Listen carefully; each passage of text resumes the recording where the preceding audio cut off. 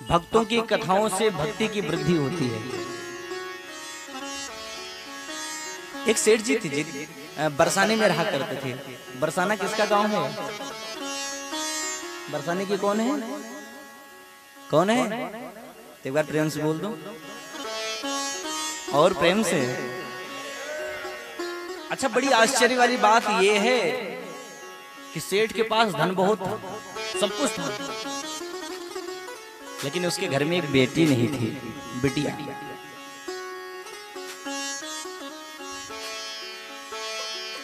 दिन भर परेशान रहता था, दिन भर सोचता था, हे गोविंद, मैंने कौन सा पाप किया कि मुझे तुमने बेटी नहीं दिया? मैंने कौन सा अपराध किया कि मेरे घर में बिटिया का जन्म नहीं हुआ? उसके घर में 3 बहू 3 बेटे थे, चौथा कोई नहीं था। 3 बेटों के बाद में भी उसे लगता था एक बेटी क्यों नहीं मुझे मिली। आज की स्थिति को देख करके बड़ा आश्चर्य हो रहा होगा। तू बेटी के लिए परेशान था?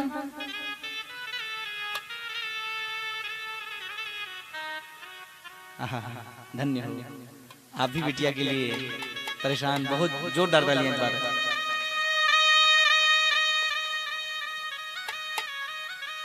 बंधुओं, वो सेठ सब कुछ था, धन बहुत था, वैभव बहुत था, भगवान का भक्त भी बहुत बड़ा था।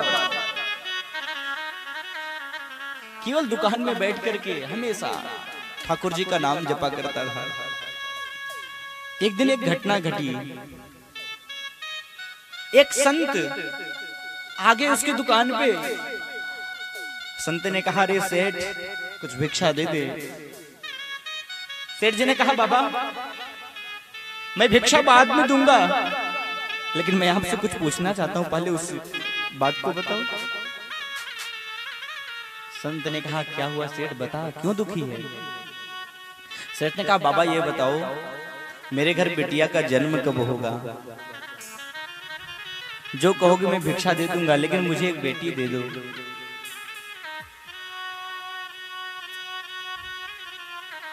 संत इतने गदगद हो गए, प्रसन्न हो गए। अरे सेठ, तू तो बड़ा सौभाग्यशाली है रे कि तेरा जन्म बरसाने में हुआ। मैं प्रणाम करता हूं सेठ तुम्हें। अरे दुनिया वालों को देख लो जो बिटिया को जन्म ही नहीं देना चाहते। अगर पता चल जाए कि बिटिया का जन्म होने वाला है तो वह जन्म नहीं ले पाती, मृत्यु को प्राप्त हो जाती है। लोग गर्भ में ही मरवा डालते हैं, बेटियों की हत्या करवा देते हैं दुनिया वाले। लेकिन हे सेठ, तू बड़ा सौभाग्यशाली है कि आज के समय में बेटी चाहता है। कन्यादान से बड़ा कोई दान नहीं है दुनिया में।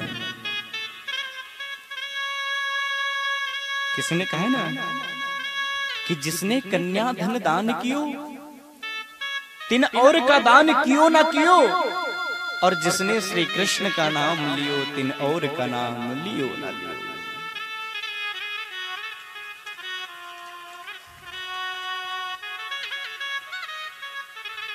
संत ने क्या समझाया, सेठ, हमारे जीवन में जिस चीज का अभाव होता है वहां पर भगवान का भाव बिठा देना चाहिए, सारे अभावों की पूर्ति हो जाएगी। तेरे पास बेटी नहीं है ना? अरे तू तो बरसाने में रहता है, तो एक काम कर लेना।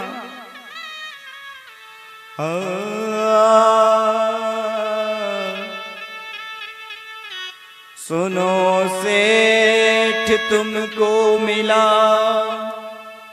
बरसाने को वास, यही कारण राधा सुता काहे रहत उदास। हे सेठ, तेरे पास बिटिया नहीं ना? बरसाने में तेरा जन्म हुआ है, एक काम कर, उस राधा रानी को अपनी बिटिया मान लेना। हमारे जीवन में जिस चीज का अभाव होता है वहां पर भगवान का भाव बिठा देना चाहिए। मैंने कहा ना, सारे अभावों की पूर्ति हो जाएगी। भगवान ने गीता में कहा है,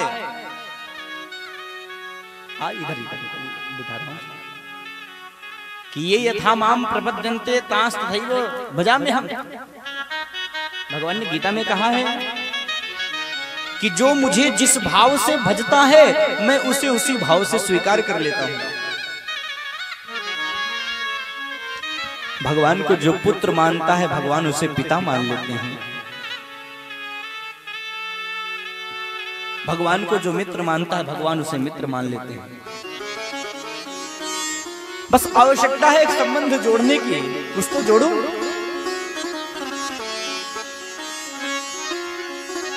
भैया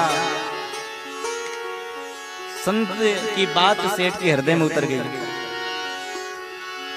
और क्या किया, सुंदर सा बाजार से एक चित्रपट लेके आया राधा रानी का, उसे प्राण प्रतिष्ठा करवा दिया।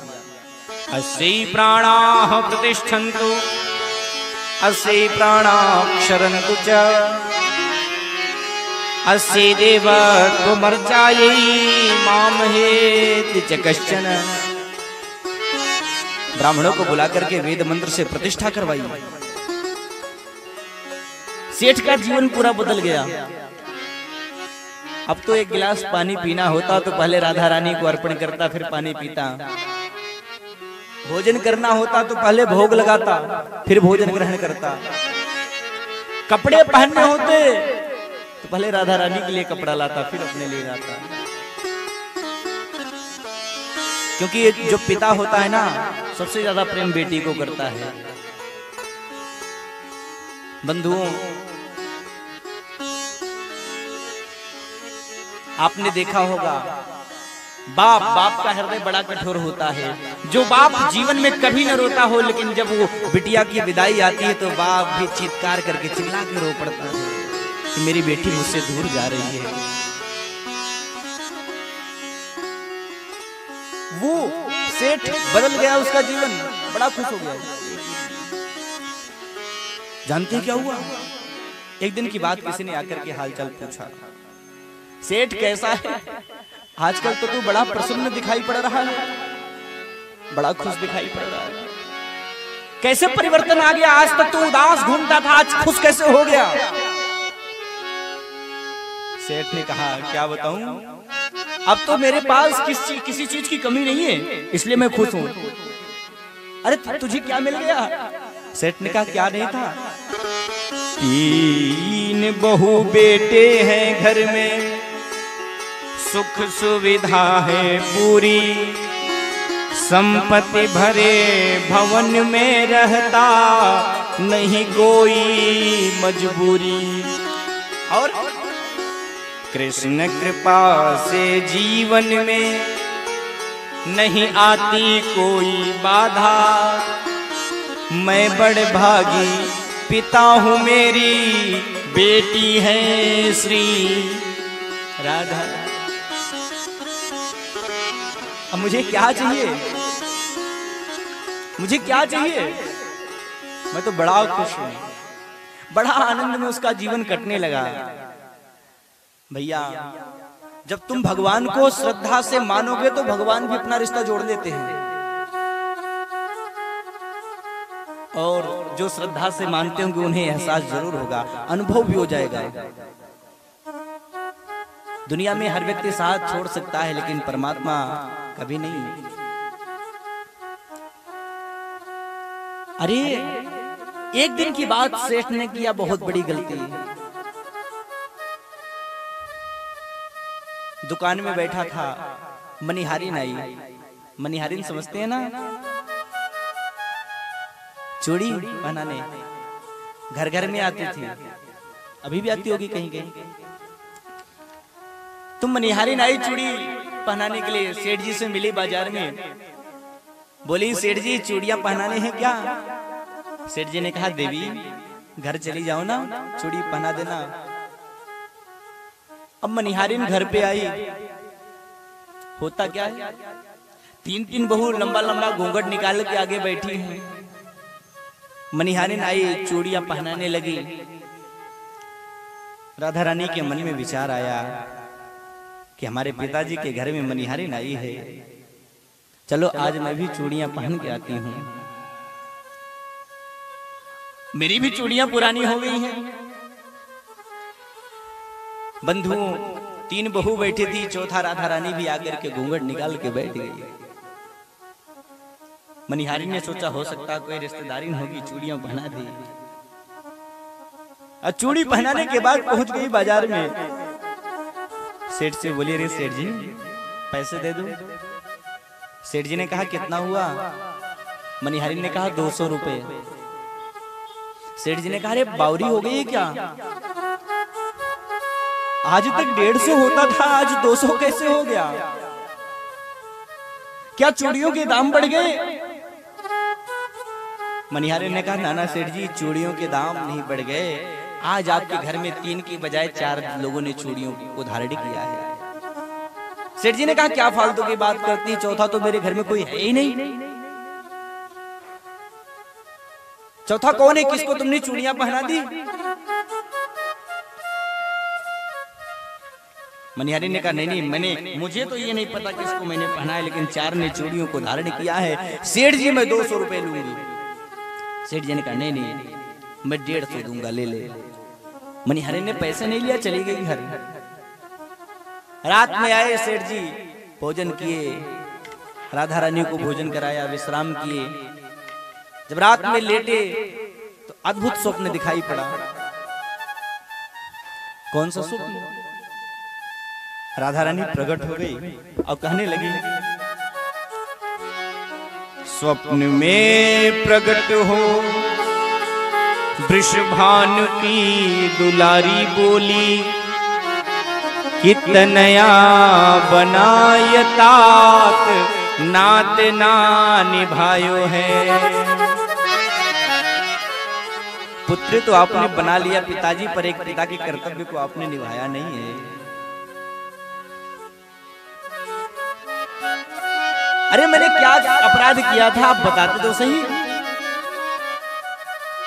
चूड़ी पहन लीनो जानी पितु नेह काज, आपो मनिहारिन को मोल ना चुकायो है। ऐसी भरी भूरी कौन सी वो मजबूरी, जो 4 चूड़ी लागी आप मोहे बिसरायो है। और अंतिम बात, 3 बहू याद किंतु बेटी ना याद रही, कहत से राधिका के नेत्र भरी आयो। रोने लगी राधा रानी, रोते रोते अंतर ध्यान हो गई। अब जैसे ही इनका नेत्र खुला, सुबह सुबह महाराज उठे, स्नान इत्यादि किया, तुरंत 500 रुपए की नोट लिए, चल पड़े मनिहारिन के पास। अब मनिहारिन के घर गए और कहने लगे, अरे मनिहारिन तू तो बड़ी सौभाग्यशालिनी है, धन धन भाग्य तेरो मनिहारिन। अरे तू बड़ी भाग्यशालिनी है, मैंने मानी पिता किंतु नहीं मैंने उसे निहारी, चूड़ी पहन गई तब कर से श्री वृषभानु दुलारी। अरे मनिहारिन तू बड़ी सौभाग्यशालिनी है, मैंने पिता माना था राधा रानी को, पर राधा रानी का पिता अपने आप को माना था, उसे बिटिया माना था, पर आज तक उसका मैंने कभी साक्षात दर्शन नहीं किया। लेकिन तू तो बड़ी भाग्यशालिनी है, तेरे हाथों से उसने चूड़ियों को धारण किया है। अब मनिहारिन को प्रणाम करने लगे सेठ। मनिहारिन तुरंत समझ गई। सेठ जी रोने लगे, नयन अश्रु जल से भरे, मुख से करे न बोल, मनिहारिन के पैर पड़ी लगे चुकावन मोल। मनिहारिन के पैरों को पकड़ करके मोल चुकाने लगे। मनिहारिन ये रख ले, अगर तूने आज 500 रुपए नहीं रखा तो मैं अपने आप को जीवन में कभी माफ नहीं कर पाऊंगा। मणिहारिन ने कहा सेठ जी, अरे सेठ जी, अब तुम क्यों मुझे पैसे से तौलना चाहते हो? क्योंकि ऐसा धन मिल गया है जिसको मैंने चूड़ियां धारण कराया है, क्या कभी उसके मैं पैसे ले सकती हूँ? अब चले जाओ। जब ते मिले अमोल धन तो का मांगत बोल। अब जाओ, भजो मन से श्री राधिका, श्री राधे राधे बोल। पश्चाताप करते चले आए। मणिहारिन ने कह दिया, जा अब राधा रानी का भजन कर, अब इसके तो पैसे मैं जीवन में नहीं ले सकती। बोले राधा रानी सरकार की, बोले वृंदावन धाम की।